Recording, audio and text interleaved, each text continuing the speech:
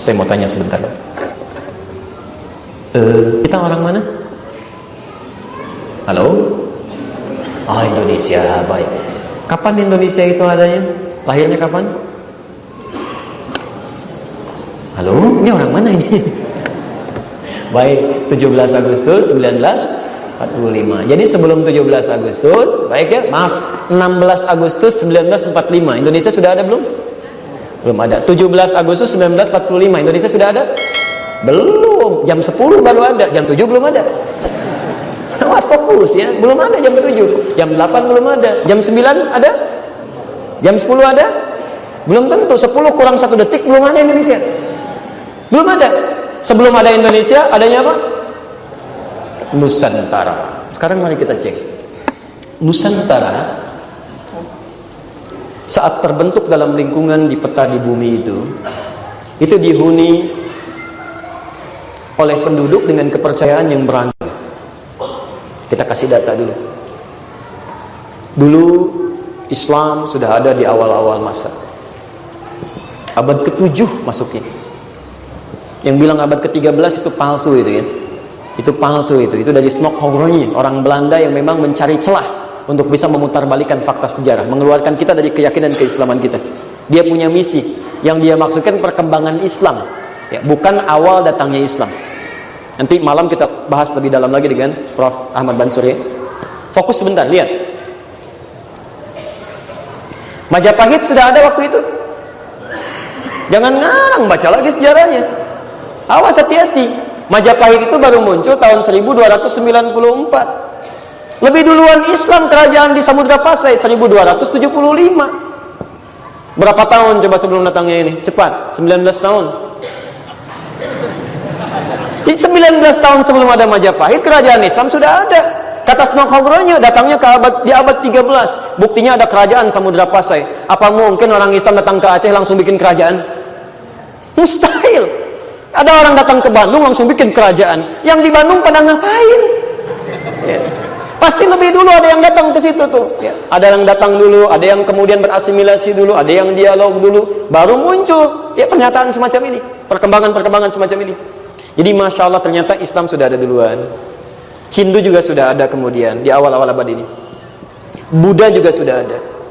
Ya, animisme, dinamisme, Masya Allah. Saya urutkan: Islam, Hindu, Buddha, animisme, dinamisme. Ini sudah ada. Silahkan catat ya.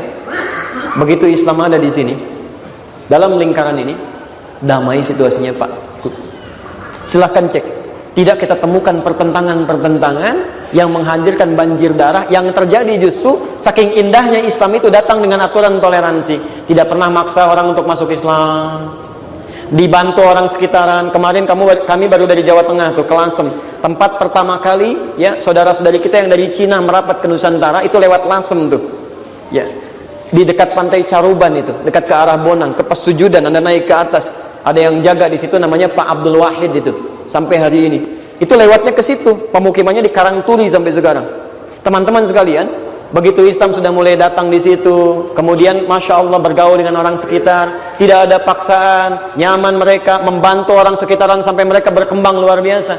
Sampai datang Laksamana Cheng Ho itu bangun mercusuar di Cirebon, bangun kemudian masjid di Semarang, Sampokong itu yang sekarang jadi kelenteng, asalnya masjid itu. Dibangun oleh Laksamana Cheng Ho, membawa kemudian 62 kapal, 27.000 pasukan kemudian datang. Dinasti Ming itu diajak datang. Apa yang dilakukan? Membangun, bukan memerangi. Kedamaian tercipta. Sehingga dari sini Masya Allah banyak yang tertarik. Rakyatnya masuk Islam, bahkan di antara raja terkenal tuh di Sunda itu, dari mulai Banten kekuasaannya sampai ke Bandung, sampai ke Ciamis, sampai ke perdekatan Cirebon batas Jawa, namanya Prabu Siliwangi itu. Allahu Akbar, jalan-jalan. Tiba-tiba ketika ngecek ke wilayah Karawang, ya, dia melihat seorang perempuan sedang baca Quran, cantik, indah, bahasanya halus dan indah bahasa Qurannya. Namanya Nyai Subang Larang. Ya, sedang baca Al-Quran, belajar di tempat Syekh Hasanuddin. Syekh Hasanuddin itu guru Quran baru pulang dari Mekah. Maka disebut dengan Ummul Qura. Maka penduduk menyebut dengan Syekh Qura. Sampai sekarang di Karawang ada pesantren Qura, Syekh Qura. Belajar dari situ, tiba-tiba tertarik masuk Islam. Masuk Islamnya unik. Ya, melamar Nyai Subang Larang. Katanya Nyai Subang Larang, perhatikan Bu, ibu kalau misalnya punya anak dilamar oleh seorang presiden, Masya Allah, ditolak atau tidak sama sekali? Yang datang itu pemimpin besar Pak, menyampaikan saya tertarik dengan kamu. Apa katanya Nyai Subang Larang? Anda boleh menikah dengan saya, tapi syaratnya harus masuk Islam. Mau diapakan juga nggak bisa. Perhatikan, perempuan yang keimanannya kuat dalam jiwanya, ahli Quran ini, dia nggak akan tukar agamanya dengan apapun, sekalipun yang dihadapannya seorang yang punya pengaruh luar biasa. Jadi kalau ada orang-orang Masya Allah gitu kan, merasa hebat dengan dirinya, hafal Quran dan sebagainya, tapi sedikit-sedikit berubah fatwanya, ya padahal presiden bukan, menteri bukan, ini bukan, datang tiba-tiba nawarkan, saya kasih ya pesantren kamu, saya berikan yayasannya begini, terima, bangun, itu kan. Itu sesuatu yang tidak tepat menurut saya. Ada yang salah itu. Masuk Islam, punya anak pertama, lahir tahun 1423, namanya Walang Sungsang. Kalau orang dulu itu masih lebih ke nama-nama binatang gitu, lahir Sungsang, sebut Walang Sungsang, ya. Kedua perempuan tahun 1426, namanya Rara Santang, ya. Yang ketiga tahun 1427, namanya Raja Sengara. Masuk Islam lah kemudian, ya, anaknya masuk Islam, kemudian pergi berangkat ke Mekah, adik kakak Walang Sungsang dengan Rara Santang. Begitu sampai di Mekah setelah menunaikan haji, ganti nama kemudian, Walang Sungsang menjadi Abdullah Iman, Rara Santang menjadi Syarifah Mudaim. Bertemulah di situ kemudian dengan salah seorang anak Ahmad Jumadil Kubra. Ahmad Jumadil Kubra itu seorang ulama besar, berasal dari Mesir, berdakwah di Nusantara. Punya dua anak, satu namanya Maulana Ishaq, dibawa ke sini, yang kedua Syarif Abdullah tinggal di Mesir. Maka dilamarlah oleh Syarif Abdullah lewat kakaknya, disetujui, Syarifah Mudaim dibawa langsung ke Mesir, tinggal 20 tahun. Melahirkan seorang anak diberi nama Syarif Hidayatullah. Belajar selama 20 tahun dengan Ibnu Athaillah As-Sakandari dan sebagainya. Pulang kemudian ke Nusantara bertemu dengan kakeknya yang sedang berada di pegunungan Jati itu. Maka datang ke situ, diberikan keluasan wilayah yang kemudian diberi gelar dengan Sunan Gunung Jati. Itu namanya Syarif Hidayatullah. Yang ingin saya sampaikan, anak keduanya Maulana Ishaq berdakwah di Nusantara sampai muncul keturunan-keturunan, ya. Saat berdakwah itulah kemudian, mohon izin, masih ada waktu? Masih? Baik. Saat berdakwah itu tiba-tiba datang yang bukan Hindu, bukan Buddha, bukan animisme, bukan dinamisme. Tahun 1511 Alfonso de Albuquerque datang ke Selat Malaka membawa misi utama, misi suci yang disampaikan oleh Paus Alexander yang ke-6, ya, disampaikan dengan 3G namanya. Sekarang jaringan sudah 4G, ya. Dulu 3G sudah ada tuh. Tapi gold, glory, and gospel. Datang ini. Lihat, saya ingin tunjukkan di mana toleransi yang pertama kali datang di Nusantara ini, di mana intoleran kemudian datang ke Nusantara ini. Jadi ketika Islam datang damai-damai aja, nggak ada masalah kok. Yang jadi masalah ini ketika Portugis datang. Makanya dalam sejarah kita silahkan cek dari mulai SD, SMP, SMA itu Portugis itu disebut penjajah dulunya. Silahkan, bukan pendatang. Pernah nggak ada dalam kita tuh? Ada dalam sejarah Anda dilihat orang Arab penjajah? Ada nggak? Nggak ada. Jadi kenapa pada usil pada orang Arab sampai hari ini? Pada aneh menurut saya itu, yang dipersoalkan dulu itu penjajah datang. Kenapa? Memang tujuannya bukan ingin membangun, menjajah. Tiba-tiba, maaf, dagangan dimonopoli. Orang-orang kemudian pada diatur oleh mereka, kalau tidak eksekusi mati, diputus jalur kerja. Jangankan orang Islam, orang-orang Hindu pun yang di Goa sampai marah-marah yang di India. Datang mereka ke sini. Asalnya nyasar dulu itu Portugis tuh, nyasar sampai ke India. Kemudian balik lagi ke Portugis, meng-hire Ahmad bin Majid, seorang navigator muslim, untuk mimpin perjalanan. Ahmad bin Majid nggak ngerti mau dibawa kemana, tapi sampailah kemudian ke Selat Malaka ini. Saya persingkat, ketika dia datang inilah karena membawa bisi gold, dapatkan rempah-rempah sebanyak-banyaknya.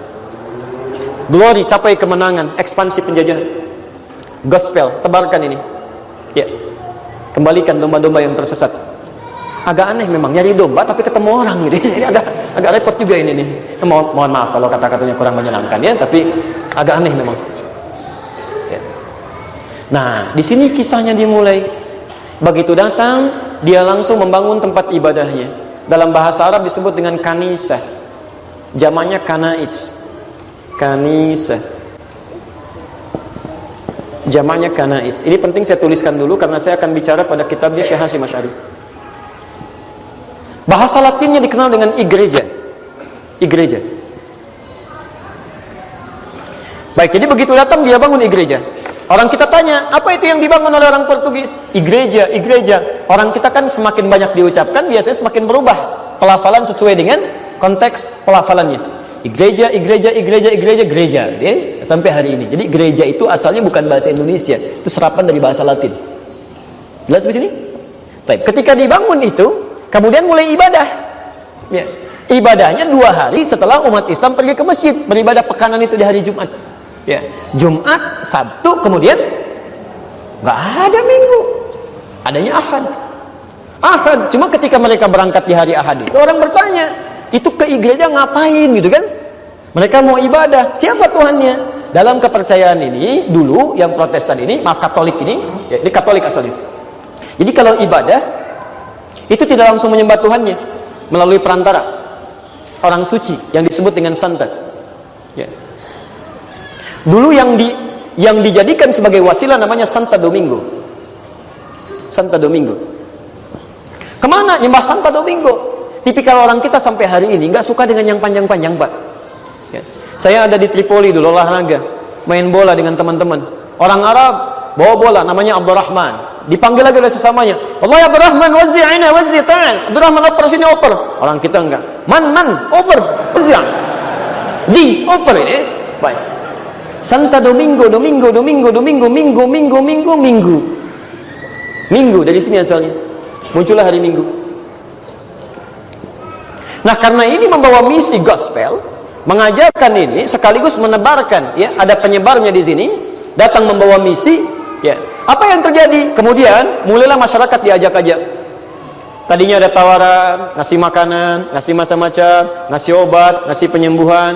Akhirnya para ulama melihat situasi itu, belajar dari ayat-ayat tadi yang di awal kita bahas. Dari situlah kemudian ulama-ulama kita memberikan fatwa, termasuk Syekh Muhammad Hashim bin Ash'ari yang mendirikan Nahdlatul Ulama tanggal 31 Januari 1926. Perhatikan fatwanya, halaman ke-14, posisi paling kanan sebelah atas. Ya, saya bacakan baris pertama sampai dengan baris kelima saja dulu. Ya.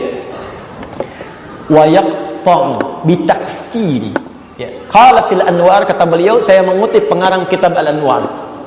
Posisinya sebelah kanan paling atas, paragraf pertama baris ketiga, sebelah kiri di pojok. Ya.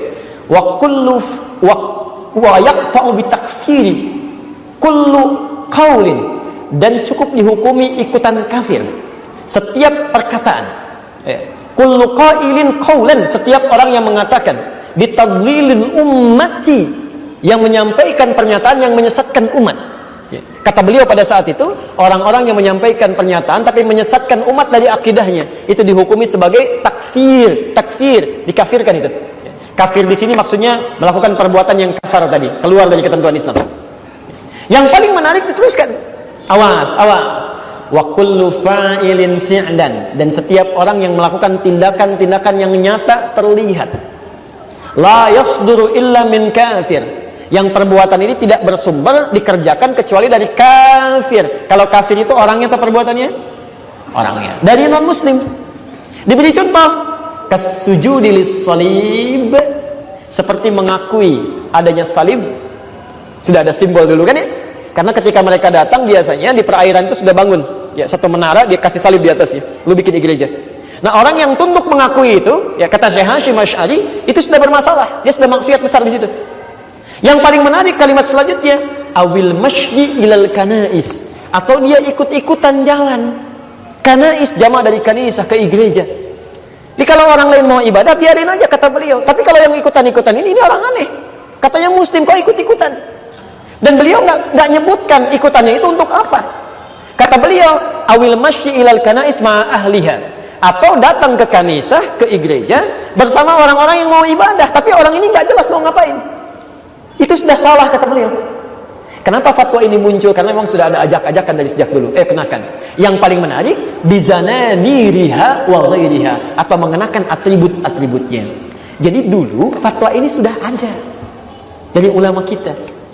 Fatwa ini dibangun bukan ingin mengecilkan agama lain, bukan, tapi toleran dengan ibadah agama saudara kita. Jadi kalau mereka mau ibadah supaya mereka tenang, nggak mikirin kita, biarin aja dan jangan diganggu. Tapi juga kata Syekh Hashim, kita jangan ikut-ikutan. Kata beliau nggak boleh itu.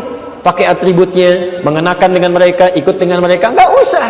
Kecuali dalam konteks hal yang memang harus dilakukan. Jelas di sini? Halo?